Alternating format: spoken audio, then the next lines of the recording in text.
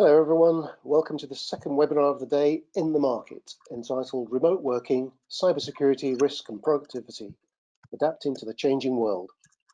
My name is Michael Imson and I'm the director of an editorial services agency called Financial and Business Publications, and as well as moderating events for Ditto, the organizer of this week's wonderful series of Disruptors and Advanced webinars, I'm a senior content editor at FT Live, the Financial Times Conference Division. I'm also a chartered member of the UK's Chartered Institute for Securities and Investment, the CISI, and the chairman of the CISI's FinTech Professional Forum. And joining me for this discussion today are three experts on remote working. First, we have Nick Lines, who's the Security Product Marketing Manager for Microsoft, who is based in Leeds, Yorkshire. Nick provides IT security products to companies, especially in financial services, to protect them from cyber attack, fraud, data loss, and other security risks. Then we have Johnny Watkinson, who's enterprise sales UK and Ireland for NetMotion, a company that builds software to improve the performance of mobile apps, networks, servers, and APIs, thus increasing the productivity of mobile workforces.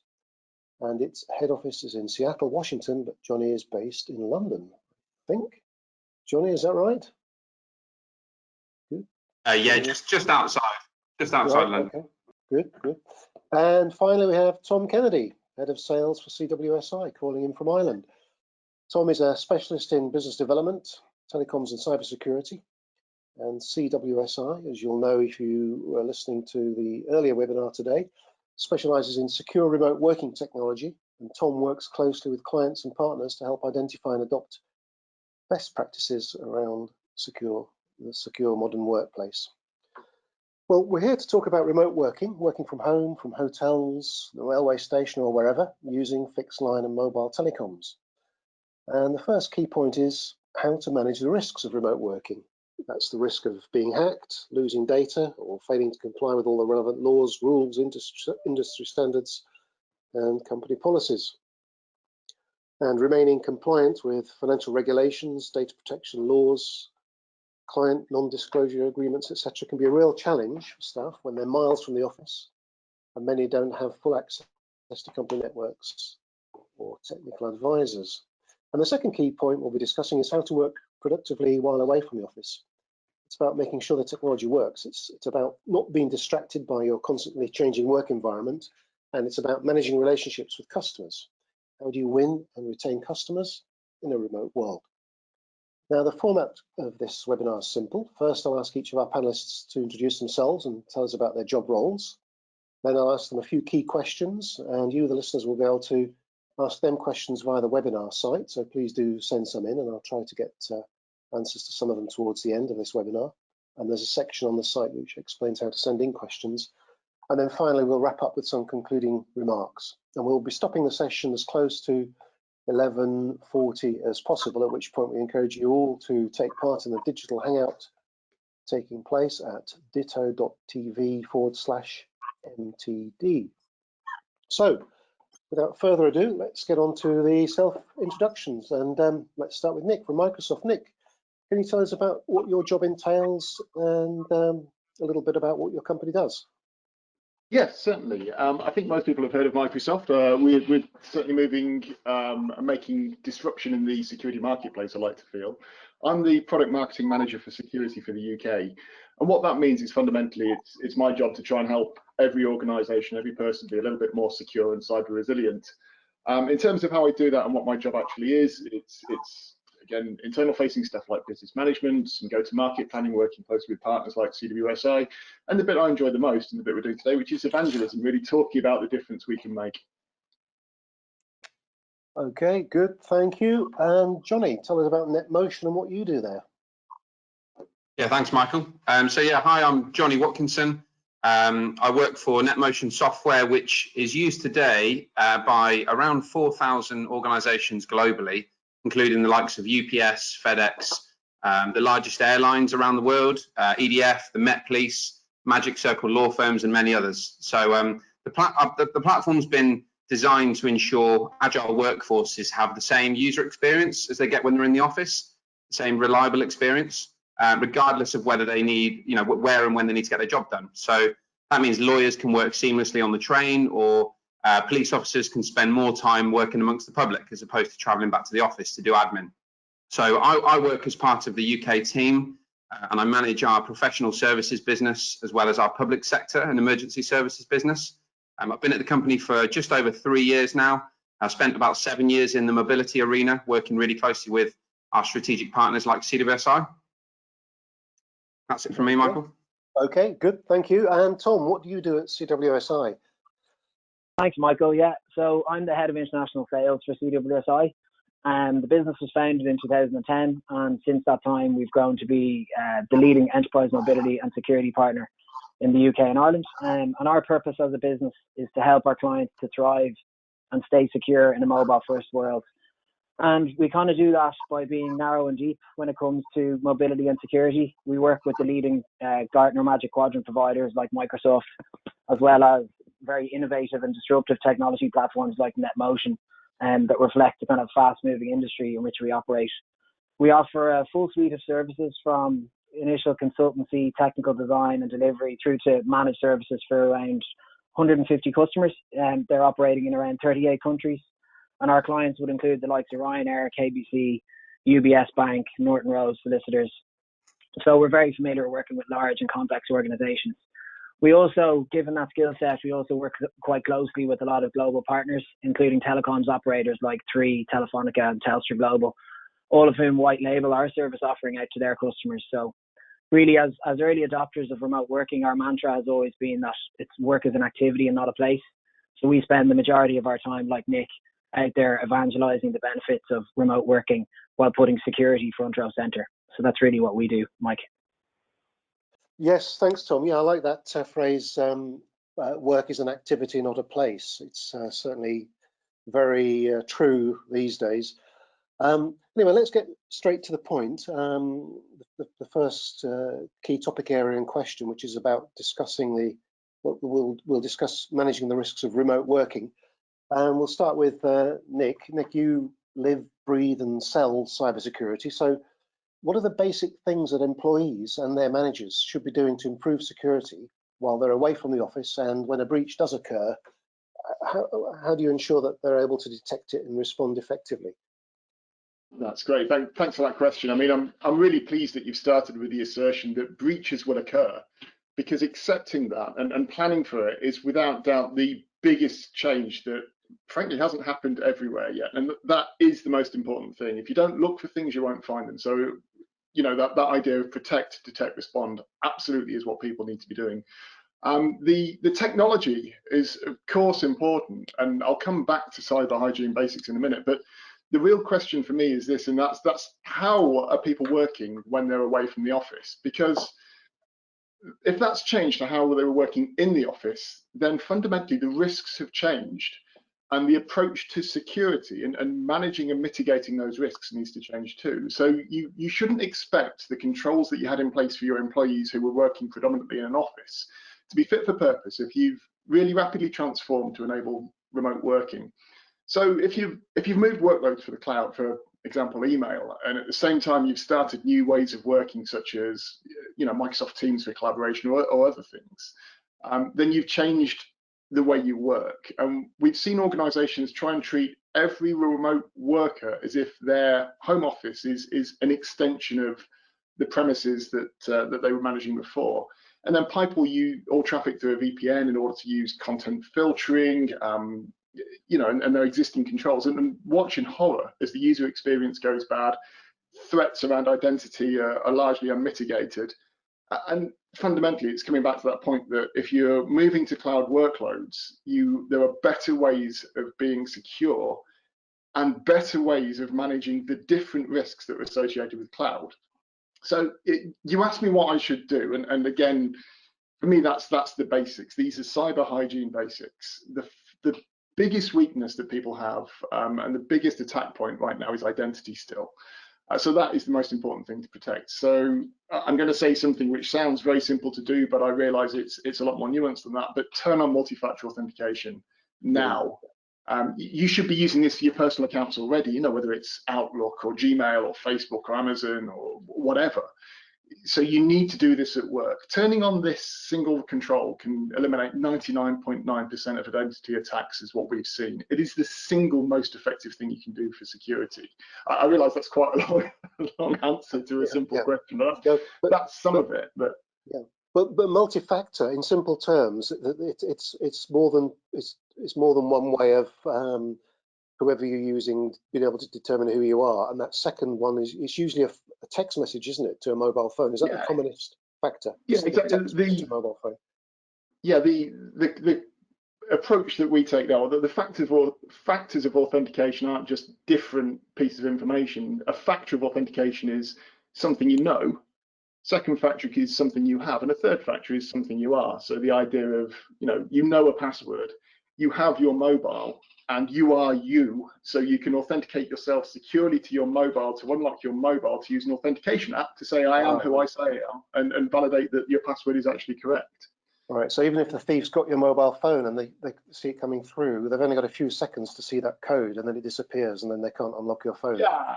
And on that front, I personally, again, it depends how paranoid you want to be. I think an app, using an authenticator app, whether it's the Microsoft app or to be honest, I'd like you to use that, but there's others out there.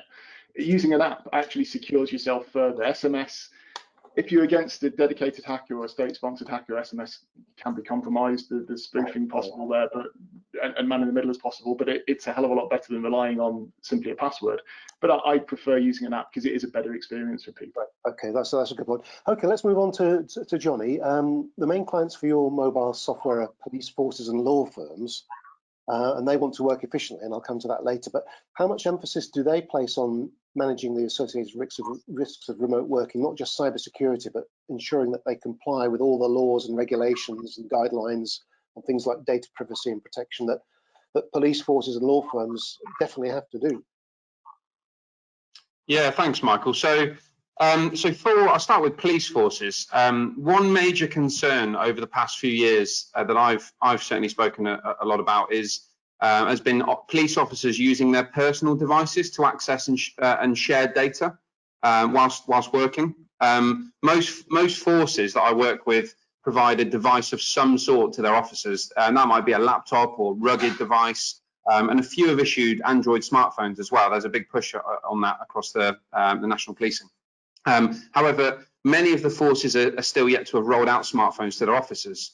As we know, there are apps like Facebook are available, publicly and are being used daily by police officers to help locate criminals, amongst other tasks. WhatsApp gets used for instant messaging, sharing images, or sharing their location with their colleagues. Both of them are obviously fantastic apps that the users know their way around, and because they're used to using them in their personal lives day in, day out, that they're obviously fairly adaptable when it comes to working with them as well. So as useful as the apps are, they come at a risk, not just to the forces from a cybersecurity standpoint, but to the officers, and in that a lot of the officers that I've spoken to have had to actually sacrifice their personal devices for evidence if and when they're involved in crime scenes or investigations, which is obviously a risk to them personally.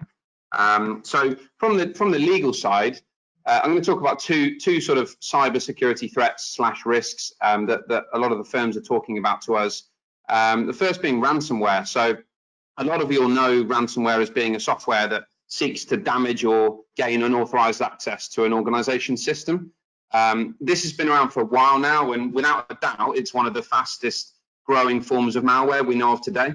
So the problem with ransomware that we see is that even if a sum is paid, research suggests that a fifth of organizations won't receive their data back. And even if they do, the cost to a law firm is still really significant. It has consequences like lost files and reputational damage to the firm. It also has a real big impact on client relationships as well. And just to put that in perspective, they can face huge amounts of downtime to fix their issue. And the impact to the lawyers themselves is that downtime to them is very costly, and an average lawyer will be billing circa £250 to £500 for every 6 minutes of their time. So it's absolutely critical that they're staying up and running, and that they're minimizing downtime.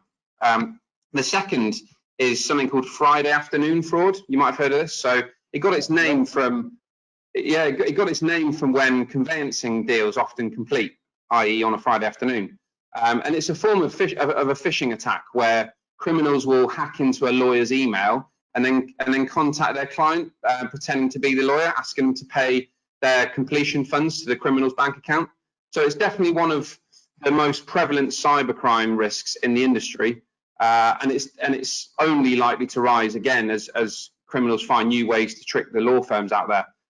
Figures are showing that Friday afternoon fraud accounts for about 75% of cybercrimes reported, and the Financial Times reported that a reputable insurance company received about 150 claims over an 18-month period, and that resulted in over £85 million worth of claims. So an average claim is looking like 65,000 to 1.9 million. So the risks that these, the impact that these risks are having on the law firms is that they're causing them to shy away from adopting new cloud solutions or moving everything to the cloud. We hear that a lot.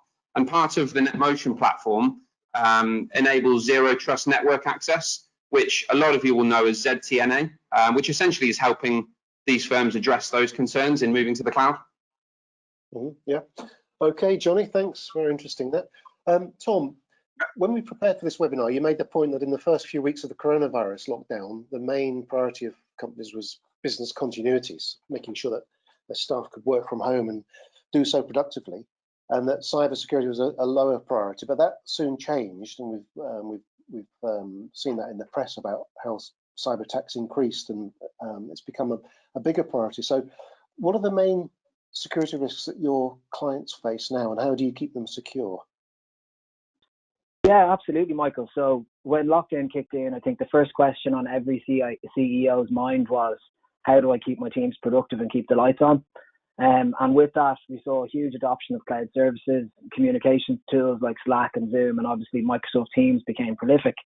And as Satya Nadella recently said, we've seen 2 years of digital transformation take place in the space of 3 months. I think while most of our clients were prepared for remote working in some capacity, there was very few that were ready for a fully kind of remote scenario. So as customers reacted, a lot of decisions had to be made very quickly, and many of these decisions were made in the interest of productivity over compliance. And unfortunately, this creates a level of risk that most organizations wouldn't usually accept. I think the important point there is that we know cyber attackers are opportunists. They're all about uncertainty and confusion, and they love a crisis. And to Johnny's point there, Friday afternoon fraud, it's a perfect description of how they like to play the game. I think Microsoft conducted some interesting surveys last year and some interesting stats. So firstly, 64% of managers believe that an employee is their biggest security risk. And that hasn't changed, right? 1 in 5 of us still write down our passwords. A third of us have backed up files to our home computer, and half of us have, under that survey, have used personal email for work-related files. And so when I think about COVID and the increase in home working, those stats become even more relevant. Because if I'm a hacker and I'm looking for an easy win, the statistics all point to doing one thing, and that's sophisticated identity-based phishing campaigns. And so it's no surprise to hear that identity-based attacks are up 300% this year. And to the second part of your question, Mike, how do we go and protect ourselves from this kind of impending doom? There is ways to get ahead of the problem, right? I think referencing back to Nick's point at the start of the call, we have to start with the fact that we recognize that we're being attacked at all times.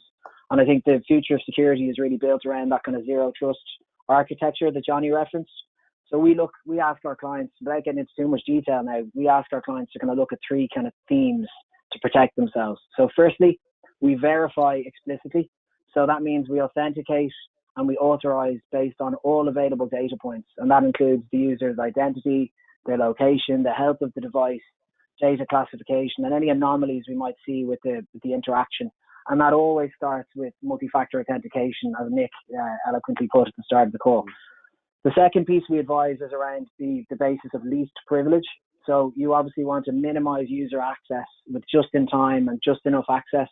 We apply risk-based adaptive policies and data protection, which protects both data and productivity.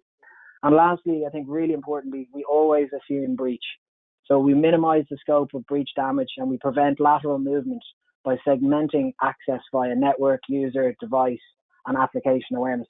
And I think it's really important that we verify that all sessions we host are encrypted end to end, and we use analytics to get visibility and to drive threat detection. So that's really what the advice, the 3 steps we would advise. Yeah, yeah. Now, there are lots of examples of cyber attacks that have really reputationally damaged companies to the extent that their business has been damaged as well as not just their reputation. Are there any examples you want to give? TravelX, for example, that's quite a good one, I think. Would you like to talk about that? Sure, yeah. So, I mean, TravelX to me just jumps out. I know there's been so many over the past 6 months. We're looking at Home Chef, EasyJet. There's been a couple of things with the European Parliament, and the rate of breach seems to be increasing. But the TravelX one really jumped out at me for a number of reasons, right? So, firstly, we were able to see that the ransomware breach itself occurred 6 months prior to the hackers actually locking down the system.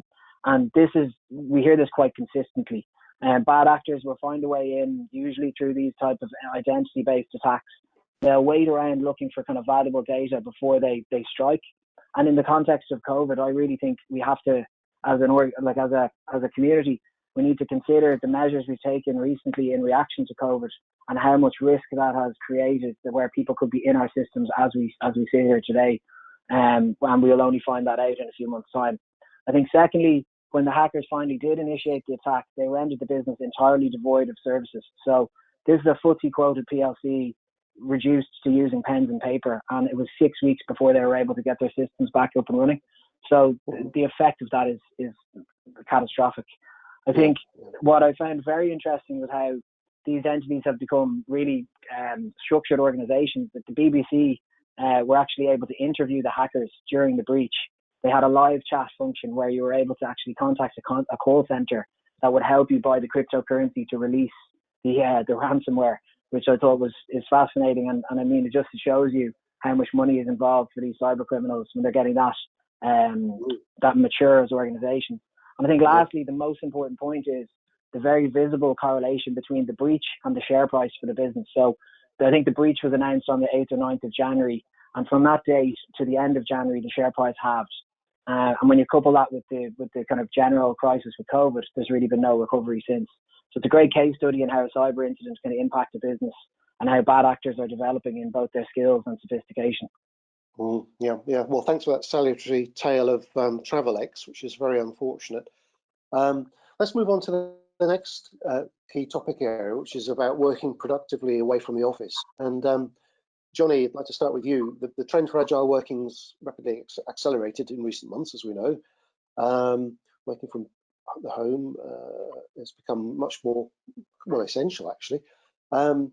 Instead of relying on conventional VPN solutions operating from on-premise infrastructure, companies are in the future going to have to use software as a service in the cloud much more if they're to reach their staff. So how should they go about this? Question, Michael. So most firms out there today are either looking at adopting new technologies for agile working or adapting their existing technology and infrastructure. So we always say before selecting the right remote access tool for your organization and employees especially, we'd definitely recommend mapping out some really key factors. Those include questions like what type of employees will be using your remote access solution? How important is the user experience to those employees? What devices will be connecting to this solution, and where will they be used?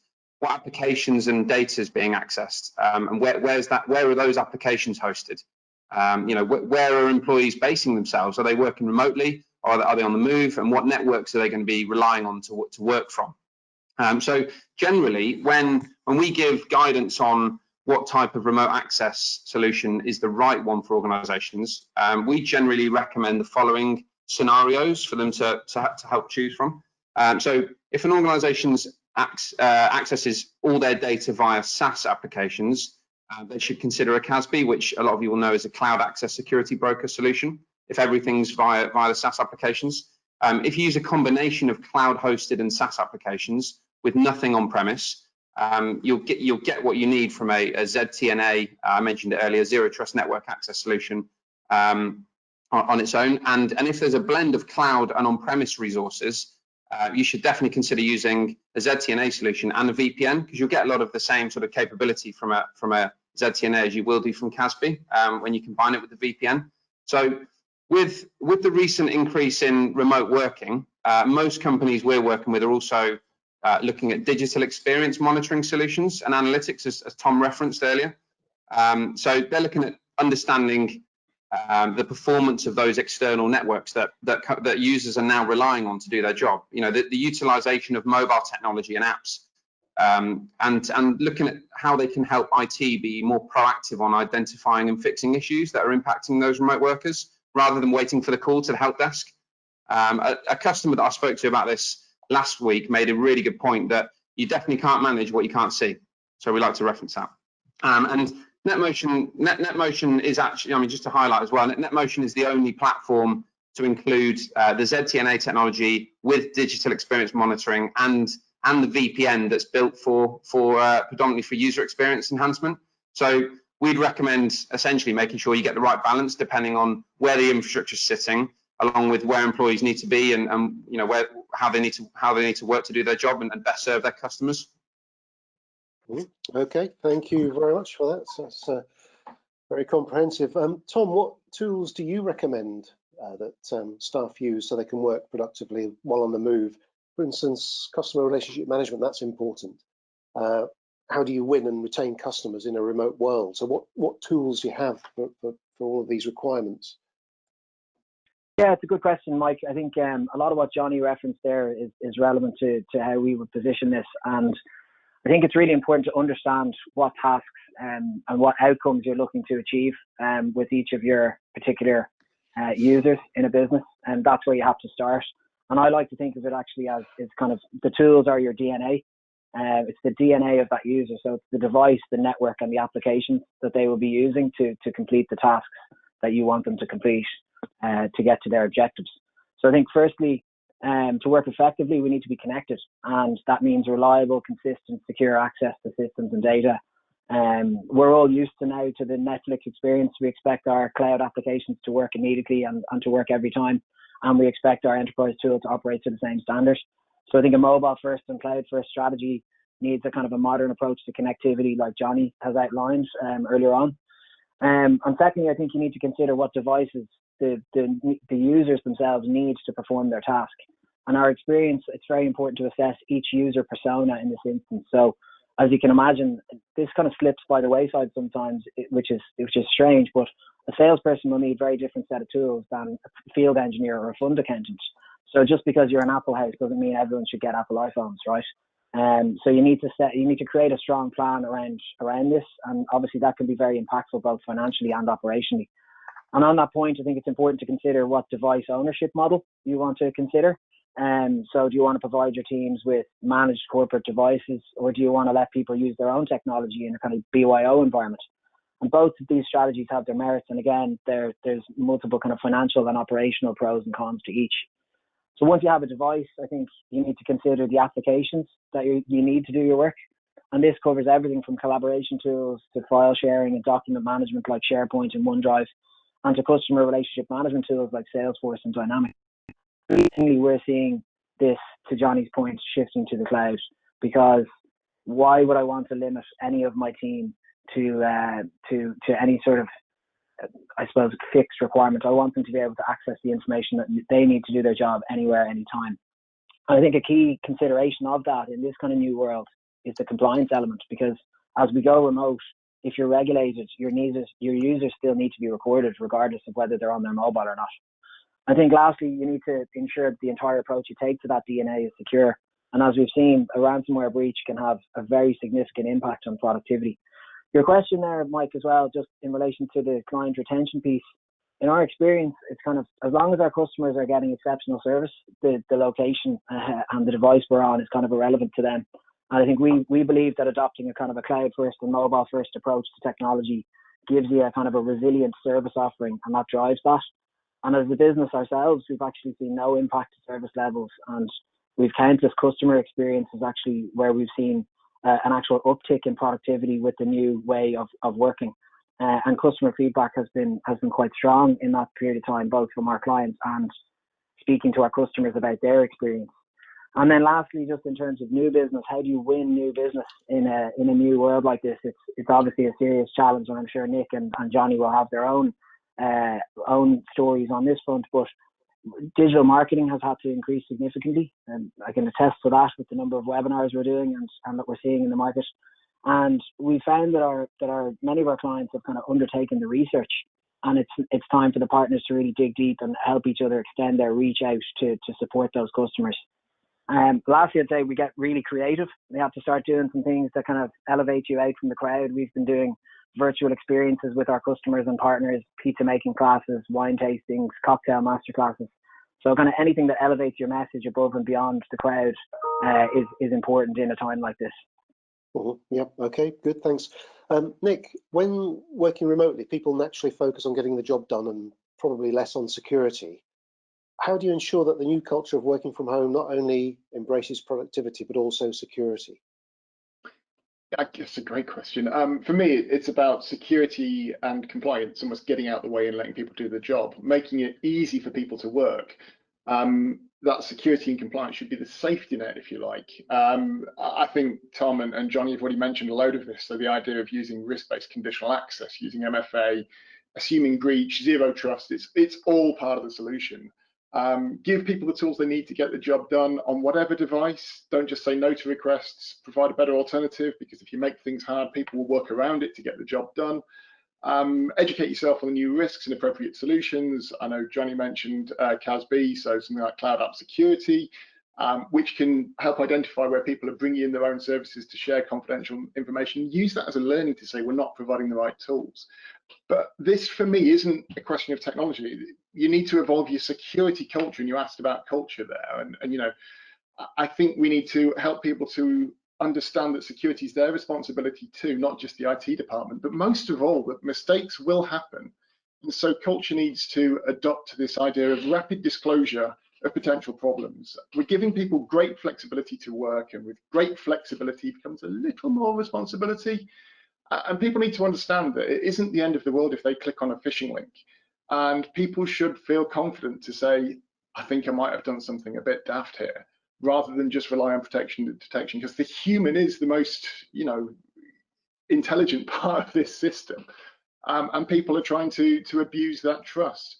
That culture also extends to the security team and the board too, because we've been talking about protecting, detecting, responding, and that's what we opened up discussing here. But people still feel that they've not done their job if they've been breached. There's still that feeling of pride of looking for no breaches. For me, you've not done your job if you're breached and that breach is detectable and you fail to learn from it. And the days of building higher and higher perimeters are long gone. So that sort of pivoted away from how to be productivity and secure, but it's about getting the right tools, get the tech right, and get the culture right. Get this idea of no blame, full disclosure, and being able to speak up if you think you may have made a mistake. Yeah, that's a good point. It's not the end of the world if you get breached or you think you've been successfully phished, because the second part of cyber resilience is respond and recover. So hopefully, if all the right things are in place, you can recover. I just want to pick up on something that Tom mentioned a few times. He talked about cloud first, mobile first. And I've been doing some work on the adoption of cloud services by big financial institutions. And I've been made aware of the fact that small and medium-sized enterprises have adopted the cloud less rapidly. Yeah, okay, you use it on your mobile devices, I suppose, for your personal use, where a lot of the stuff is in the cloud. But for business purposes, my experience is that a lot of SMEs still have everything on their laptops or their computers in their small little offices. So, Tom, am I right in my assumption? And do you think that in the near future, SMEs are going to, because at the moment, I don't think cloud is first for SMEs, but do you think in the future cloud could become a first option? Absolutely. I think when I look at the technology and the development of the technology over the past 10 years, when I started out in technology 10 years ago, 12 years ago, the concept of cloud was relatively new, and the cost of cloud was quite prohibitive, right? You needed to have a bit of scale there to make it work for you. I think now where I see things like M365 for business from Microsoft's perspective, and I look at the tools like NetMotion, these kind of software as a service type cloud offerings are absolutely really well priced from a financial perspective for the SME market and mid-market. And I think the great thing for me is that it's taken kind of historically a lot of the enterprise grade tools that you would have, like from an analytics perspective, your VPNs, all of these collaboration tools. Historically, they would have been reserved for your Accentures and your, 5,000-10,000 plus organizations. Now you can pay per user per month and get the exact same tools if you're a 20-man or a 50-man or a 100-man band, right? I think that's really important. And it creates a lot of resilience, right? So if I go cloud first and I go mobile first forever and a day, as long as I have a mobile device or a tablet or a laptop, it doesn't matter if I can't get to my office. I just log in as usual and business continues. Yeah. Johnny, what's your experience of this? Are you finding that you at Microsoft are now switching your attention from big companies to SMEs, or have you always been focused on SMEs in terms of cloud? Yeah, so my experience, being honest, is that it actually, when it comes to law firms and policing organizations, that the larger companies are the ones that are moving slower towards the cloud.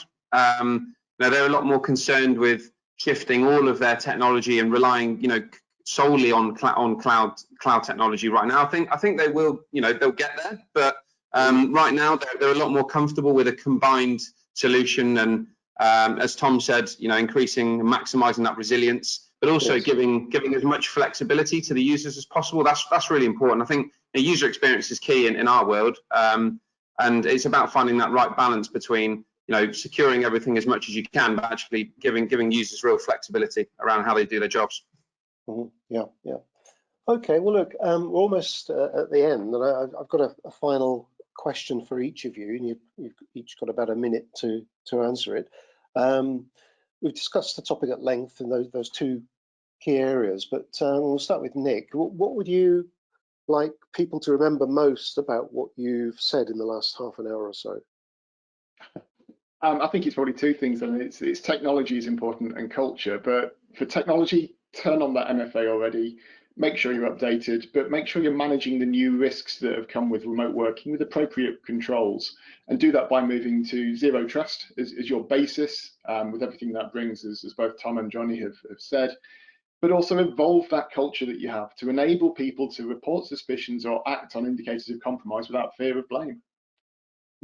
Okay, and Johnny, what would you like people to remember, the key thing that you've just been talking about? Yeah, so I've got three quick ones.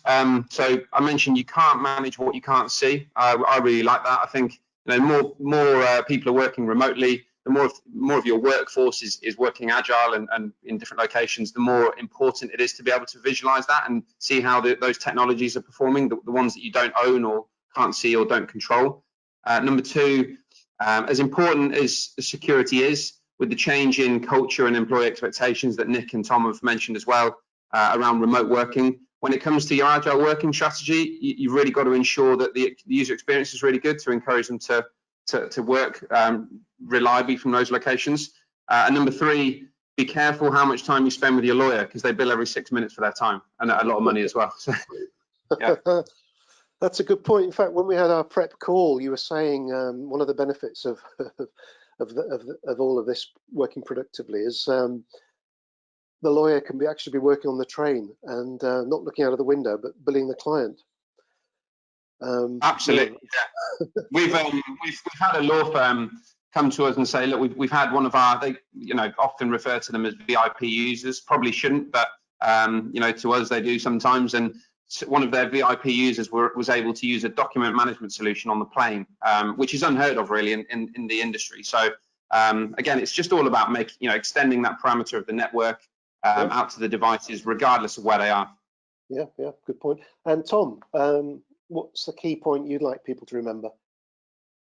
Yeah, the key point for me really is going back to that mantra, Mike, which is that for us, work is an activity, not a place. I think one of the major obstacles we've already seen is the management perception of remote working and assumptions that people make about people and productivity. And people not being visible, potentially not delivering what they're meant to. I think what I'd like people to think about is the last 3 months have removed any of those perceived barriers to remote working. And it's just left us with a great opportunity to kind of measure productivity. How has it been impacted? Who's actually performing better? Who maybe needs support?